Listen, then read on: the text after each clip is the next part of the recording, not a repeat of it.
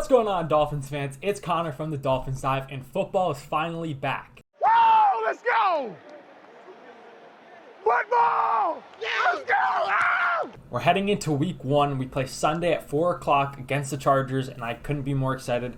This is the best time of the year. All of football season, you got the holidays. It's just a great time of the year. Before I hop into today's video, I'm running a huge giveaway on my Twitter, as well as a huge sale on my site. Every shirt is buy one, get one 50% off. So check that out if you're interested. But without further ado, we're going to hop right into today's video. We're going to start with the Dolphins offense versus the Chargers defense in this preview video. So these are the same side of the ball where both teams retained their same coordinator. Obviously, Chargers switched up their offensive coordinator. Dolphins changed up their defensive coordinator. So Dolphins and Chargers defense retained their same sides. So we can use these numbers off of last year to get a feel for where these teams struggle or thrive in. So Dolphins offense was 11th in points per game. And let me remind you, the Dolphins were without Tua for a certain amount of weeks. So that's a pretty solid number. If they had Tua, that number is much higher.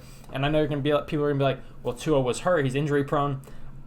Bro, that jiu-jitsu, that man's going to stay healthy. In terms of concussions, obviously anyone can get injured. It's football. It's very violent. But he's fixed that thing where he slams his neck back. He's going to stay healthy. In terms of that nature of the game, it's football. Freak things happen. But that's a pretty good number. Chargers defense was 21st in points per game. No huge additions for the Chargers defense. They added Eric Kendricks, who's a stud. But aside from that, no one too notable. Morgan Fox, but like I said, nothing crazy. J.C. Jackson did get hurt. He's returning from injury. So that's actually, they did add by getting healthy. Dolphins offense in terms of any improvements, I wouldn't say anything notable. Year 2 in a system, though, definitely helps them. In terms of passing yards per game, Dolphins were 4th and the Chargers defense was 7th. So both of these guys' strength is in their passing offense and their passing defense.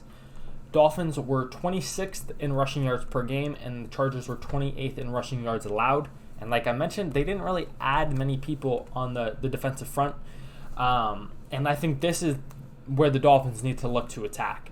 And that's where my first offensive key of the game is get the run game established.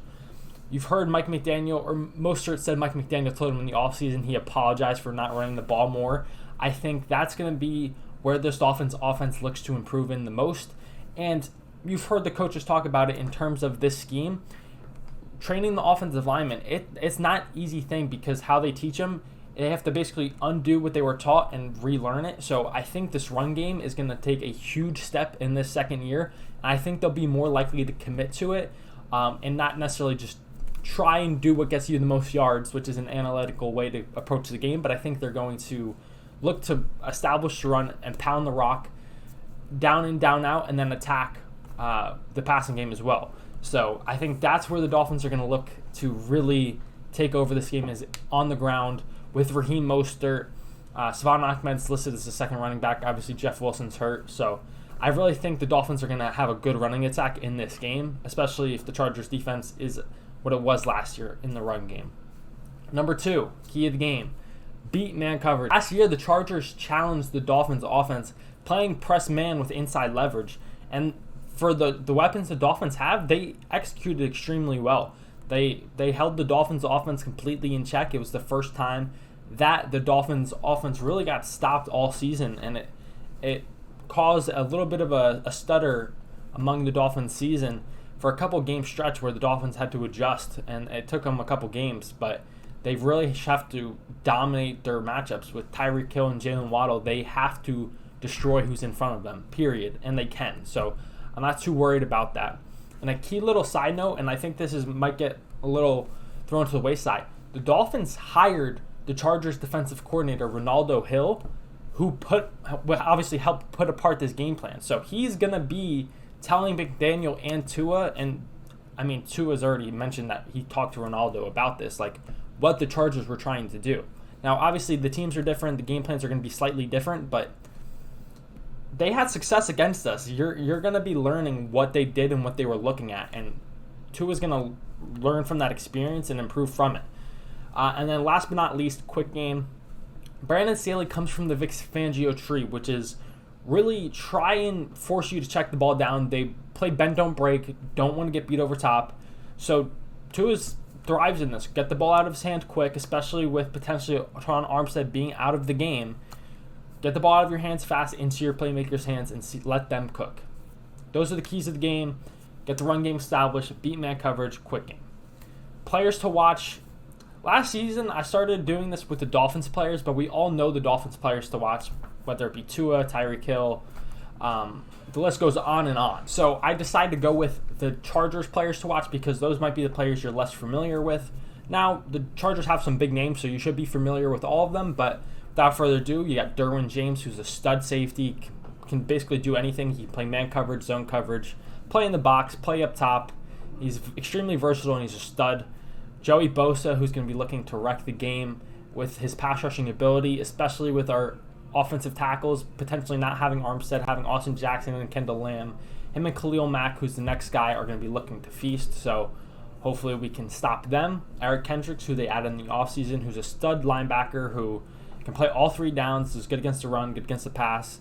So it should be interesting to see how he adjusts to the scheme. And then last but not least, we've seen him in New England. He's now with the Chargers. He was hurt last year. J.C. Jackson, who wasn't doing good with the Chargers prior to his injury, but he was worth that contract for a reason. He made that amount of money. There's value to him, so it should be interesting to see how he adjusts to year 2 in this system. Now, we're going to have the Chargers offense versus the Dolphins defense, and I'm not going to provide stats for either of these sides like I had mentioned at the top. Both of these teams have new coordinators. Those numbers really aren't going to be reflective of what they do. Kellen Moore with the Cowboys last year had one of the best offenses in all of football. They were good at passing and running, so should be interesting to see. And then the Dolphins added Vic Fangio, who's one of the best defensive coordinators in all of football, and known for his middle of the field open scheme where it's too high, he makes you beat them by checking the ball down, basically. He likes to mix up coverages, a lot of match coverage, cover 4, cover 6. So we'll get more of a feel for how these offense and defenses thrive with a couple games under our belt. So it should be interesting to see. So I'm going to start right with the defensive keys. Bend, don't break. Like I mentioned with Staley, this defense is designed to make you check the ball down and play boring. It kind of lulls the offense to sleep, just like forces you to check the ball down. And a lot of quarterbacks aren't patient enough to do that. They're going to get impatient. They're going to try and chuck something up, and that's where you have to take advantage. Number 2, communication and execution. This defense is extremely complex in terms of the kind of coverages that are applied. Match coverage is kind of basis is like what the offense is doing. You have to react off of that, and you have to make sure that the person you're working with also knows that. So a lot of communication to make sure that there aren't coverage busts and you let someone streaking wide open down the field. So communication is going to be key to make sure we don't have coverage busts. Like I said, it's a new defense for these players, so making sure that week 1 is just as important as week 17. So making sure they're not messing up and they're properly communicating and executing. And then the third key of the game is just our base pass rush. Vic Fangio is not known for blitzing, so being able to get after the quarterback with just the regular 4 people that we're going to end up sending with Jalen Phillips, DolphinsLive.com, Christian Wilkins, Bradley Chubb, Zach Sealer. We have to be able to get after the quarterback without having to send extra people. Players to watch for the Chargers offense. You know most of these guys. Justin Herbert, who's a stud. I know there's all the controversy between him and Tua, but he is a stud. Mike Williams, jump ball guy, but he's very good at it. Keenan Allen, who's been in the league forever, and he's still doing it at a high level. Austin Eckler, who's not a great pure runner, but he's great out of the backfield, catching routes, and always seems to find the end zone. And then the last guy I have on this list, who's be interesting to see how he adjusts as a rookie, Quentin Johnston out of TCU. He's got great speed. He's going to be their deep ball guy with good speed, but he's got catching issues, but Jamar Chase had catching issues in the preseason. Should be interesting to see how he does as a rookie and a guy to keep your eye on. So, those are all the keys. Broke down the offense and the defense. Both of these teams are extremely evenly matched. This matchup can go either way, in my opinion, and I'm not going to overreact. If the Dolphins lose, it's not like they lost to a shitty team. The Chargers are a good team.